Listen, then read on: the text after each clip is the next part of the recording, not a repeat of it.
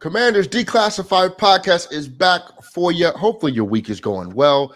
We just are hot off of a victory against the Indianapolis Colts. We are back to 500, and now we turn our focus to the Minnesota Vikings. Eric, how are you doing today? It is a victory week. We got a big revenge game coming up against our nemesis Kirk Cousins and all that he represents, the evils that he has brought upon this organization over many years. I might be exaggerating a little bit, but big game this week. Chance to get over 500. Yes, indeed. And Brian, how are you feeling today? I am feeling good. We are 4-4 and ready to put Kurt K-U-R-T back in his place for the fraud that he is. So I'm ready. Yes, indeed. Before we jump into the Vikings matchup, Eric, let's pay some bills. All right, ladies and gentlemen, NFL Sundays are only getting better, and so are the incredible offers at DraftKings Sportsbook, the official sports betting partner of the NFL. Right now, new customers can bet just $5 on any NFL team and get $200 in free bets if they do. Check this out. Right now, everyone can earn up to 100% boost with DraftKings stepped-up same-game parlays. Go to DraftKings Sportsbook app, place a same-game parlay to combine multiple bets like which team's going to win, player props, and point totals like how many YOLO balls is Taylor Heineke going to throw versus how many is Terry going to catch versus how badly are we going to beat Kirk Cousins and the Minnesota Vikings. Do all those things at the same time. We've got bigger payouts than ever. DraftKings Sportsbook is the go-to when betting on the NFL. Download the DraftKings Sportsbook app now and use promo code CDP11. Place a $5 pregame moneyline bet to get $200 in free bets if your team, the Commanders, wins, or whatever team you want to bet on. Only at DraftKings Sportsbook, an official betting partner of the NFL with code, say it with me, CDP11.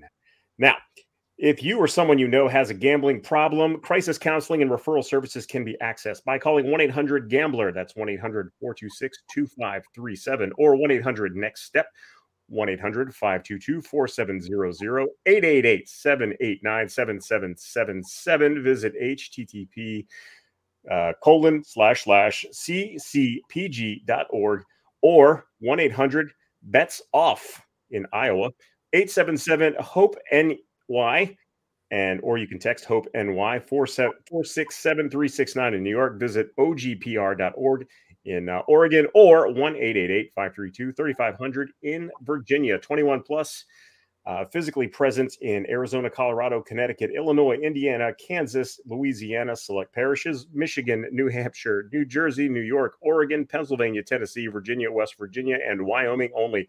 $200 in free bets, new customers only, minimum $5 deposit, minimum $5 bet, $200 issued as 8 $25 free bets. Bet must win, ends 11/20/23 at 11:59 p.m. Eastern Time. Stepped up SGP1 token issued per eligible game. Opt-in required, minimum bet of $1. Max bet limits apply. Minimum 3-leg each leg. Minimum minus 300 odds. Total bet plus 100 odds or longer. 10 plus leg rec for 100% boost. Ends 1/8/23 at 8 p.m. Eastern Time. See eligibility terms at sportsbook.draftkings.com/football teams. Eric, nobody does the reads better than you, my boy. Listen, I'm not sure, but I think I might be a lawyer now. You might be. After that, I think I just passed the bar with that. You're one void where prohibited away from passing the bar. That's what that is. Okay? Messed up. You got your Series 7. There's always next time. Already. You're ready to go. And shout out to DraftKings for sponsoring this podcast. We always appreciate them. All right, man. Look, we are taking on the 6-1 Minnesota Vikings. These are not your mama's Vikings. No, these are a new Vikings. Mike Zimmer is out.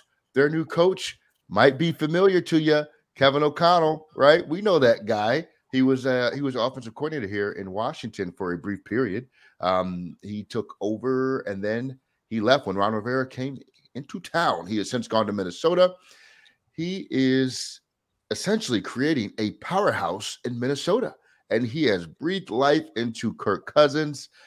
Eric, how you feeling about this matchup off the bat?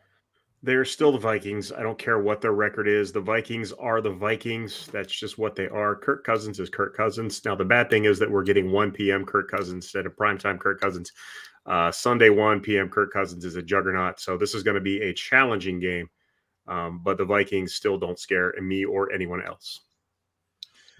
Brian, your immediate thoughts on the matchup? It's the same. This is still a beatable team. I get that their record is 5-1, or maybe it's 6-1 now. I think they beat the Cardinals on Sunday, but Kirk Cousins isn't a guy who handles pressure well. You have a rookie head coach. This team, this selection of players have accomplished absolutely nothing in their careers. There are no playoff victories, maybe one. There's no NFC championship games. There's no Super Bowl appearances. This isn't somebody we should be afraid of. This is somebody that you need to be aggressive with, physical with, and you need to just go at them because they haven't done anything. They put up a lot of points, they put up a lot of yards, but in the end, they don't have a whole lot to show for it. So I'm not very concerned about this team because they still have to get out there on Sunday and play. This is not an automatic a win for the Vikings by any stretch of the imagination. You want to hear something depressing? Kevin O'Connell's been coaching for a total of 7 years. He's the head coach of a 6-1 football team. Hey, shout out to Kevin O'Connell. I liked what he did when he was here, by the way. I'm a big fan of his work. All right, a lot of storylines to follow up on with this game, but let's start with the Kirk Cousins factor. Eric, you mentioned it before. Is the Kirk Cousins story, the whole revenge thing, is that a big deal or is it just a bunch of nothing? In reality, it's a bunch of nothing, but for people like us, it's fun to talk about. That's pretty much it. He hasn't been here since 2017. It's 5 years ago since he took his last snap. So it's like, really, do we really still care about Kirk Cousins? He's really not, I think it's funny that the people in Minnesota are having the same arguments about him that we've been having for, that we had when he was here, is like, he's just good enough to lose close, that kind of stuff. So yeah, he's always going to carry that monkey on his back until he wins something of consequence, which he hasn't done yet. So, it's something that's fun to talk about, but I don't think anybody that actually matters in this conversation, i.e. the players and coaches, really care about it at this point. I would concur. Let's jump into some of the stats within this matchup. And there are a lot of them because the Vikings put up some pretty big numbers. Let's see. They have Kirk Cousins, 1,502 yards on the season. He's completing 66.2% of his passes, averaging about 6.5 yards. There's 250 yards a game. And he has 9 touchdowns to 5 interceptions and 11 sacks. He is not having a Pro Bowl year necessarily, but, he's going up against Taylor Heineke on our side. Brian, in the quarterback department, who are you giving the edge to? I'm giving the edge to our guy, number 4, Taylor Heineke, because he is fearless. He does not care who he's playing against, because he did just play against a actual Hall of Famer in Aaron Rodgers a couple of weeks ago, and he was victorious then. He's not going to be scared of a Kirk Cousins or anything that the Vikings defense can do to him. So in those moments where the game gets really big and that stress is really high, Taylor Heineke thrives in those moments. Kirk, unfortunately, he kind of shrinks in those moments. So our guy, number 4. I'm going to say, because I don't think this is a big moment for the Vikings. I think they just kind of see this as another bump in the road to them going to their NFC conference. They finally have a season where the Green Bay Packers are down. The Chicago Bears are improving, but they're not there yet. I think they just view this as just another game, and therefore I think that might give Kirk enough of a ability to not get all worked up about this game to be effective. But I like your points, man.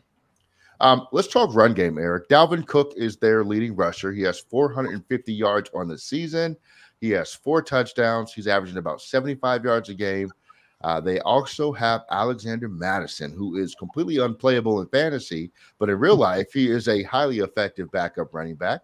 He's averaging about 3.2 yards per carry, and he has 1 touchdown on the season. That is essentially their run game. They don't really give it to anyone else much unless Kirk Cousins keeps it, and we know that doesn't happen all that often. Eric, in the run game, who are you giving the edge to? The Commanders with Brian Robinson, Antonio Gibson, and J.D. McKissick, or Dalvin Cook and Alexander Madison with the Minnesota Vikings? I'm going to give it to the Minnesota Vikings just because Scott Turner's running game is not very creative. Talent-wise, I think, Cook probably is the best running back of the bunch. But I think our three running backs fall between him and Madison, personally. Madison's a nice player, and he is capable, but I think, our guys are talent-wise above him. Particularly, I think Antonio Gibson definitely is. I think Robinson is very good at what he does, or pretty good at what he does. And McKissick, obviously, when he's not tripping over his own feet on third down and short, he's pretty good. He's pretty good in the open field. But play calling wise, I like Kevin O'Connell's. Kevin O'Connell's usage of the running game more than I like Scott Turner's. So slight advantage to Minnesota there. Yeah, I think just because the creativity of the overall offense and the way that they enter into their run game in Minnesota, I think probably gives them advantage. I'm fully on with what you said there. Let's talk passing game. Brian, are you ready? Minnesota is led by Justin Jefferson. This kid is all world, man. He has 654 yards on the season. He only has 2 touchdowns. Adam Thielen is also there. He has been highly effective throughout his career. He has 284 yards on the season. He also has 2 touchdowns. KJ Osborne is the third leading receiver with 177 yards, 1 touchdown. Irv Smith Jr., the tight end that everybody keeps swearing is eventually going to become the next. I hate him. I hate him so much. He's in my fantasy team. I hate him so much. I hate him. It's almost like Scott Turner level of hate that I have for Irv Smith Jr. And he drops passes like nobody's business. He has 140 yards on the year and 2 touchdowns. And then Dalvin Cook is also involved in the pass game. He has 80 yards and a touchdown. So, Brian, they spread the ball around, if you can't tell by those statistics. But going up against us, and we have Terry McLaurin, we have Curtis Samuel, we have who am I forgetting? We don't know what John Dotson's status is, but I highly doubt that he'll be back because I think that hamstring re-injury takes time, and they should give him the proper amount of time to heal. But we do involve our running backs like Antonio Gibson in the passing game. And then our tight end situation, we never know from week to week. So who are you giving the edge to in the receiving game of the passing attack? It's no doubt the Minnesota Vikings. They have legitimately, with Justin Jefferson, one of the probably top 5 best receivers in the NFL. He can play anywhere on the field. He can line up at any wide receiver position, and he's a threat to score anytime that he touches the ball. So he's going to test all of our corners and our safeties and their discipline and their technique with his ability. And then you go to their number 2 guy, and their number 2 guy is really good. For a while, Thielen probably was the number 1 guy there in Minnesota. But he is a good, solid number 2. He can, again, also line up anywhere, and he's still productive. Does he have some of the, his top end ability that he had maybe a few years ago? No. But we do very much have to account for him. And they run a system that caters to their players' strengths, which isn't always the case with our offense. So they're hands down easily a better receiving core, and in terms of production, all of it, all the way around, how they utilize those guys, they'll move them around to get proper matchups. So St. Juice, somebody like him, we saw him struggle with those vertical routes. Believe that they will test him vertically in this game. Yeah, they say the NFL is a copycat league, right? And I think the Indianapolis Colts put something on film on Sunday that the Minnesota Vikings are going to be salivating over, and that's attacking us deep. Justin Jefferson is special at that. Yeah. He is special. He is averaging 14.2 yards a catch. I'm telling you what, you better be prepared for bombs over Baghdad at FedEx Field this coming weekend. So we have to adjust. Our defense has to adjust to be able to handle that, or else it could get ugly very quickly. Very, very quickly. We've been getting torched deep all year. So if we were going to adjust, we would have done it by now. But we can't at least once a week we give up a 50-yard bomb. So yeah, we can't have Bobby McCain as the only guy covering deep, because that will not work. We've got to have 2 guys doing it this week. Absolutely. Let's take a look at their defense real quick, fellas. So the Minnesota Vikings are not an elite pass rushing unit, I shall say. Their top sack man has 5.5 sacks, Darius Smith. He's been around for a while. He's a very effective player. They also have Danielle Hunter. You've heard his name for a while. He has 3 sacks on the season. DJ Wonnum has 2.5 sacks. Patrick Jones, Jordan Hicks, both 2 sacks. They get pressure from a couple of different guys, but I don't think they're on the level of the Dallas Cowboys in terms of elite pass rush. Their pass rush versus what you've seen from our offensive line, Eric, who are you giving the edge to there? I have to give the edge to any pass rush against our, especially interior offensive line or the right side of our offensive line, because we just haven't gotten it done most of the year. I don't see how this week is any different. They got to get some stuff shored up. Maybe Wes Schweitzer can come back and solidify that right guard position, or Sadiq, who has not been great, but he's certainly been better than Trey Turner, can get back healthy. But I can't give our offensive line the edge against any defensive front at this point.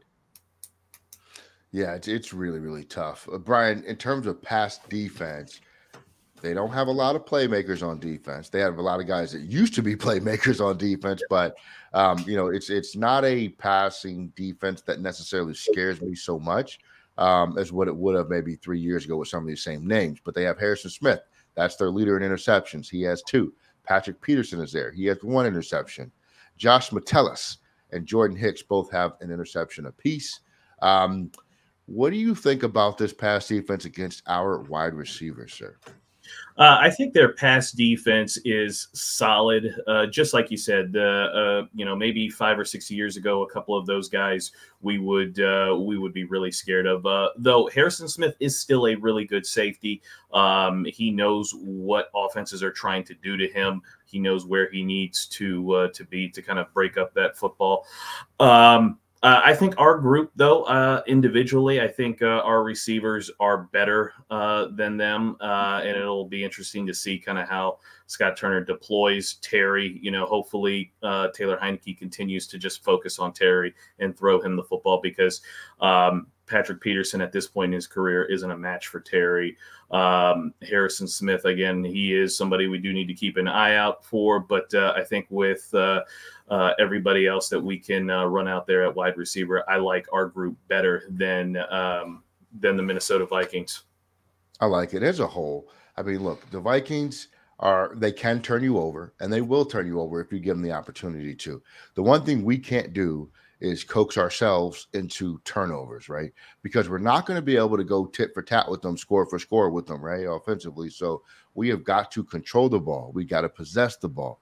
We got to enact our running game, right? Because we've shown we can do it if we want to. We just have to commit to it. And we cannot make the Vikings defense better than what they are by giving them turnovers that they are not earning. We're just giving it to them. So, Eric, with that, give us 3 ways to win and 3 ways to lose. Oh, man, you're putting me on the spot with this one, aren't you? All right, we're going to lose this game if we get into a shootout. I think the firepower on the offense of the Vikings is going to be a little too much. We're not going to be able to go score for score with them if the defenses can't get a stop. So our defense has to get stops on their offense, and that gets you got to get pressure, and you've got to really get up on those wide receivers. If we play too conservative on the other side, we're also going to lose this game. Again, we saw it last week with the lulls against Indianapolis. We've seen it all season where the team, if they happen to get a bit of a lead, they just kind of shut down and go into their shells and play conservative, and that's not going to work against a team with the firepower that the Minnesota Vikings have. And if we don't stop their running game, if we don't make them one-dimensional, Kirk can beat you in the passing game if it becomes one-dimensional, but it's much, much harder. And he has shown that that pressure can get to him. If the run is ineffective, the defensive line can really get after him, and we can make him have a long day. But if we don't do that, we lose. If we win, we have to be aggressive on both sides of the ball. We have to really get after the quarterback and the ball carriers. We have to shut down that running game and put it all on Kirk so that we can really go after him. And on the offensive side, we've got to take some shots. We can't just sit there and throw little out patterns and try to run off tackle with our boring running game. We can't do that. We do have to attack. We have to be aggressive on offense and defense. We also need a run-pass balance. So with that aggressiveness, we have to make sure that we keep them honest. We have to get something going in the run game, albeit even if it's just the threat of the run. If we've got close to a 50-50 run pass balance, that's very good for us. And once again, going back to the ways we lose, the opposite. We got to stop their running game. I mean, their passing game feeds off of the running game. If you shut down the running game, the passing game will suffer. That's 3 ways we lose and 3 ways we win. I love it, man. And spot on there. Let's talk about outcomes here. Brian, you first. Tell me how you see this game playing out. I see this game playing out via the Commanders. I think we get the win. I think we embarrass Kirk Cousins, and I think this is a defining game in our season. 28-26 Commanders. Number 4 leads the way. Brian is all in on the Heineke train. Remember last season we would ask Eric where he was on the Heineke train? Brian, we're going to start doing that with you from here forward. I think he's in. Yeah, I think he's wearing his little choo-choo hat. Yeah, he's driving that sucker. Still a backup as far as I'm concerned, but he's on his little hot streak right now, so he can do no wrong. All right, man. Eric, how do you see this playing out? It's actually interesting. The difference between Kirk and Taylor is Kirk is great until it's crunch time, and Taylor is terrible until it's crunch time. But unfortunately, I see this one going the Vikings' way. I think they're just a better football team than we are at this point. And I think that they get up early, and we have to get out of our game plan of run-pass balance to try to keep up with them, which is going to lead to some turnovers. If it's as close as Brian says it is, I think that Taylor pulls it out, but I don't think it's going to be that close. So I'm going to go probably 31-20 Vikings this week. Okay. Look, the Vikings are a better team. They're 6-1 for a reason. I mean, you can't argue with that. How much better we will find out this Sunday. I happen to think that because they're more complete in most phases of the game, that this isn't going to be all that close. I think our defense will keep us in it as much as possible, but I think the Vikings have some firepower that maybe we haven't seen yet on offense. I'm going to say that it's going to be 36 points to the Vikings, and I'm going to say we get 19. This offense with Scott Turner averages 19 points a game. Last week we scored 26, was it? This week we scored 17 or something like that, right? I don't remember what the score was the week before. But so the point is, no matter what happens, we're always within that range. We're within the range of 15 and 23 points. So I think we're going to be right at 19 this week. I think the Vikings are going to put up 36. I don't love it. I don't want that to happen, but just looking at the opportunity in front of us, and I think the Vikings are just further along than we are. And look, we've won 3 in a row. This one I think we're going to drop. So, all right. Brian, any final thoughts? Yeah. Don't lose to Kirk Cousins. It's Kirk Cousins. Like I'll say it's Kirk Cousins. Like you should not lose to this guy. He is great at putting up all kinds of statistics, but they're hollow, they're fake, they don't matter because when the game does matter, he doesn't do anything. So don't lose to Kirk Cousins. That would not be good. Don't lose to him. Man, bringing it strong. The Heineke love and the Kirk Cousins hate. Brian, you are making a lot of Commanders fans really happy right now. I promise you. keeping it real. Yeah, Eric, what about you? What are your final thoughts? Yeah, I think we should really petition the league to play Kirk Cousins on like Monday night or Sunday night because that's when you know you're going to whoop on him. 1 p.m. Kirk Cousins is like a legit thing. He's really good at 1 o'clock.